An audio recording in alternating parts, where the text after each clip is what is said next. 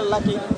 আমরা যে স্বপ্ন দেখা শুরু করেছি এবং এই স্বপ্ন দেখার জন্য যে সবথেকে বেশি যে বড় প্ল্যাটফর্মটা দরকার, আমাদের উপদেষ্টা মহোদয় এখানে আছেন।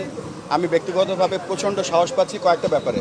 না, বিগত সময়ে আমরা দেখেছি যে মানে মন্ত্রী এসে বলছে যে এই প্লেয়ার খেলবে না, কারণ সে তো এইগুলোতে যেটা হয় আপনার একটা ইনস্টিটিউশন ওয়ার্ক করা বন্ধ করে দেয়। বাংলাদেশ পাকিস্তানের সাথে এই টি-20 সিরিজটা জিতেছে, এটাই আমাদের জন্য আশাব্যঞ্জক আমি মনে করি। আজকে যেহেতু অলরেডি আমরা সিরিজ জিতে গিয়েছি এবং আজকে অনেকগুলো চেঞ্জ ছিল টিমে, সো আমার মনে হয় এটাও জরুরি অন্যান্য প্লেয়ারদেরকেও খেলার সুযোগ দেওয়া, যেহেতু আমরা সিরিজটা অলরেডি জিতে গিয়েছি।